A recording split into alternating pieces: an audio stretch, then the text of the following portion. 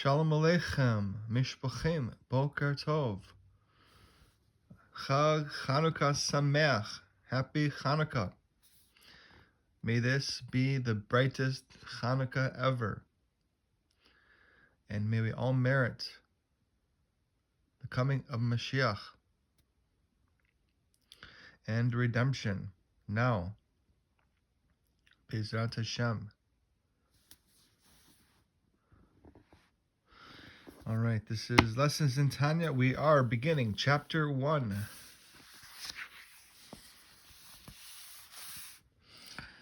The 24th of Kislev, chapter 1. We have learned in Nida, end of chapter 3, an oath is administered to him. Before a Jew is born, an oath is administered to him in heaven, charging him, "Be righteous and be not wicked." And even if the whole world judging you by your actions tells you that you are righteous, regard yourself as wicked. The soul of a Jew descends into a body for a purpose, in order to fulfill a specific spiritual mission in this world. To enable him to fulfill it, a heavenly oath is administered to him, that he be righteous and not wicked, and concurrently that he regard himself as wicked and not righteous. The root of the verb here, an oath is administered, is virtually identical with the root here of the verb. One causes him to be sated. Accordingly, the oath charging him to be righteous may also be understood to mean that the soul is thereby invested, sated with the power that enables it to fulfill its destiny in life on earth. This calls for explanation, for we have learned in the Mishnah, Pirkei Avot, chapter 2, "Be not wicked in your own estimation." How then can we say that an oath is administered to the soul, that it regard itself as wicked, when this directly contradicts the Mishnaic injunction not to regard oneself as wicked? Furthermore, if a person considers himself wicked, he will be grieved at heart and depressed, and consequently will not be able to serve God joyfully and with a contented heart. Apart from the previously mentioned contradiction from the Mishnah, an additional question is now raised. A cardinal principle in the service of God is that it be performed with joy. Joy at the privilege of serving Him, either through performing a positive command or by refraining from that which is prohibited. How then can one be required to take an oath to consider himself wicked, when this will cause him to be depressed, making it impossible for him to serve God with joy? Furthermore, just as the first part of the oath, "Be righteous and be not wicked," is vital to his success in realizing his life's mission, so, too, the fulfillment of the second part of the oath, that he consider himself wicked, is imperative. How can this possibly be so, when such an attitude hinders his joyful service of God? Well, if his heart will not be at all grieved by this self-appraisal. If we should propose that in order to fulfill the oath, the person will indeed regard himself as wicked, but at the same time will resolve that his wickedness shall not perturb him so as not to encumber his joyful service of God. I'll begin up here. Furthermore, if a person considers himself wicked, he will be grieved at heart and depressed, and consequently will not be able to serve God joyfully and with a contented heart. Well, if his heart will not be at all grieved by this self-appraisal, he may be led to irreverence, God forbid, by such an attitude, with sin perturbing him not at all. For although his original resolve that being wicked will not perturb him stems only from his sincere desire to serve God with joy, yet such a resolution may very well lead to a situation where wickedness will truly not disturb him. However, the above matter will be more clearly understood after a preliminary discussion of the true meaning of righteous and wicked. We find in the Gemara 5 distinct types. A righteous man who prospers, materially as well as spiritually. He knows only good. A righteous man who suffers, in both a material as well as spiritual sense. Spiritually, he has not yet vanquished all his evil, and in the material sense, too, he is wanting. A wicked man, in whom there is some good, and who prospers. A wicked man who suffers spiritually and materially. And an intermediate man, the Benoni. The Gemara explains, the righteous man who prospers is the consummate, literally complete tzaddik. The righteous man who suffers is the imperfect, literally incomplete tzaddik. Once he has achieved this level, physical suffering to cleanse the soul from the impurities of sin is unnecessary. He therefore prospers materially as well.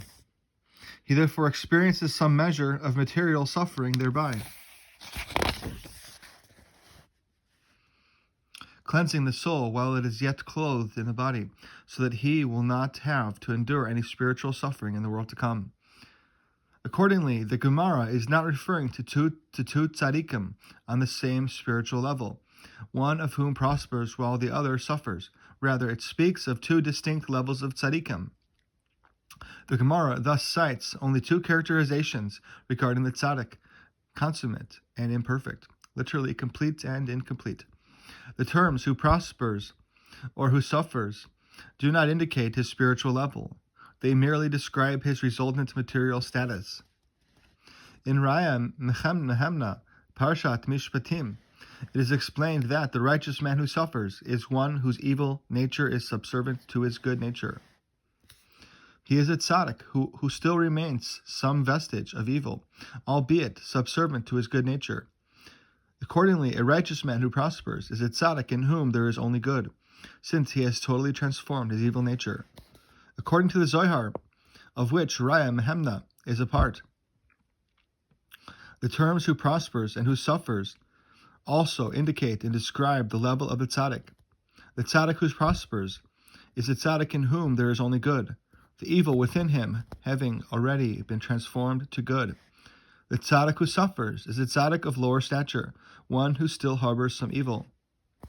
However, we must now understand why redundant titles are given to each level of tzaddik. Complete tzaddik and tzaddik who prospers, incomplete tzaddik and tzaddik who suffers. The complete tzaddik is the tzaddik who prospers, in whom there is only good, and the incomplete tzaddik is the tzaddik who suffers, retains a vestige of evil. Why then is it necessary to give each tzaddik two appellations? The explanation provided further in chapter 10 is that each descriptive term denotes a specific aspect of the divine service of the tzaddik. The terms complete tzaddik and incomplete tzaddik denote the level of service of the tzaddik's godly soul, the tzaddik's love of God, for it is by virtue of this love that he is called tzaddik. The complete tzaddik is he who has attained perfection in his love of God in a manner of ahava be ta'anugim, love of delights, the serene love of fulfillment.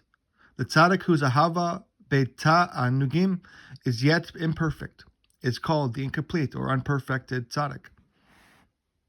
The terms tzaddik who prospers and tzaddik who suffers denotes the tzaddik's status vis-a-vis his efforts in transforming his animal soul to holiness. For the tzaddik, through his lofty service, the ahava of ahava be ta'anugim transforms the evil within him into holiness and good. The designation tzaddik who prospers indicates that he has already totally transformed the evil within him, and now good alone remains, while the tzaddik who suffers is one who has not yet managed to totally transform the evil within him to good. A vestige of it still remains. The explanations that follow make it abundantly clear that the evil referred to here is no more than an amorphous evil still harbored in the heart of the incomplete tzaddik. For the tzaddik has no association with actual evil that manifests itself in thought or speech, and most certainly not with the evil that finds its expression in actions. In the Gemara, end of chapter 9 of Brachot, it is stated that the righteous are judged, motivated, and ruled by their good nature, their good nature having the final say. The wicked are judged, motivated, and ruled by their evil nature, having the final say.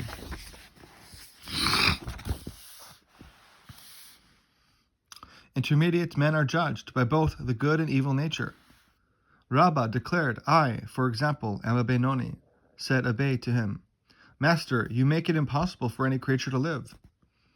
Abai argued thus, if you are a Benoni, then all those on a lower level than you fall into the category of the wicked, concerning whom our sages say, the wicked, even while alive, are considered dead.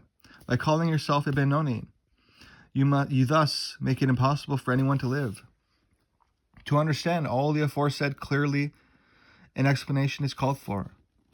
In addition to the question which will soon follow, that according to the common conception of a Benoni as a person having half mitzvot and half transgressions, how could a great sage like Rabbah mistake himself for a Benoni? A further question is implied.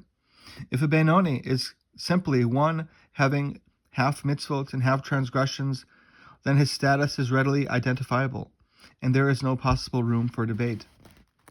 And also to understand the statement of Job in Bava Basra, in the Talmud Bavli, Lord of the universe, you have created righteous men, you have created wicked men, for he does not decree which persons are to be righteous and wicked. The Gemara relates that God decrees that a child about to be born will be wise or foolish, strong or weak, and so on. However, whether the child will be righteous or wicked, God does not say. This is not predetermined. Rather, it is left to the individual's free choice. How then are we to understand Job's plaint? You have created righteous men, you have created wicked men. We must also understand the essential nature, mahut, of the rank of the Benoni. The mahut of the tzaddik is righteousness. The mahut of the wicked man is evil. What is the mahut? The essential nature of the Benoni. He is certainly not one whose deeds are half virtuous and half sinful. For if this were so, how could Rabbah err in classifying himself as a Benoni, when it is known that his mouth never ceased studying the Torah, so much so that even the angel of death had no dominion over him? Such was Rabbah's diligence, that he did not neglect his studies for even one moment. Qualitatively, too, his learning was on so high a plane that the angel of death was unable to overpower him. How then could he err in considering that half his deeds were sinful? God forbid. Furthermore, when can a person be considered a Benoni? For at the time one sins until he repents, he is deemed completely wicked. And if he was sinful and then repented, thus ceasing to be wicked, he is deemed completely righteous. Even he who violates a minor prohibition of the rabbis is termed wicked, as is stated in Yevamot, chapter 2, and in Nida, chapter 1. Moreover, even he who himself does not sin, but has the opportunity to forewarn another against sinning and fails to do so, is termed wicked. Shavuos, chapter 6. All the more so, he who neglects any positive law which he is able to fulfill. For instance, whoever is able to study Torah and does not do so, to whom our sages have applied the verse, because he has despised the word of the Lord, the Torah, that soul shall utterly be cut off. It is thus plain that such a person is called wicked, more so than he who violates a prohibition of the sages. This being so, we must conclude that the Benoni is not guilty even of the sin of neglecting Torah study, a sin most difficult to avoid and counted among those sins that people transgress daily. This is why Rabbah mistook himself for a Benoni. Since a Benoni is innocent even of neglecting Torah study, Rabbah could mistakenly consider himself a Benoni, even though he scrupulously observed even the most minor commandments and never ceased from his studies. As for what is written in the Zohar, he whose sins are few is classed as a righteous man who suffers, implying that even according to the Zohar, the meaning of a righteous man who suffers is one who does have sins, albeit few, and if so, a Benoni must be one who is in part virtuous and in part sinful.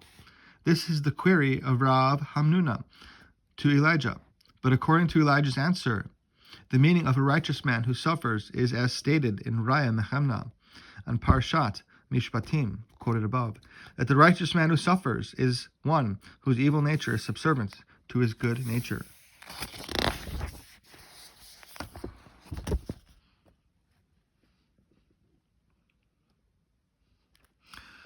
The Rebbe notes, and the Torah has 70 facets, modes of interpretation. The Rebbe notes that the words, and the Torah has 70 facets, help us understand Rav Hamnuna's query. It is difficult to understand how Rav Hamnuna would even entertain the notion that a righteous man who suffers is one who actually sins, inasmuch as all the above-mentioned questions clearly lead us to assume the opposite. Rav Hamnuna's query, however, was prompted only by the fact that the Torah has 70 facets, and he thought that this was possibly one of these facets. And that is the readings for the 24th of Kislev. Have a wonderful morning. Boker Tov. And again, Chag Chanukah Sameach. We want Mashiach now. Amen.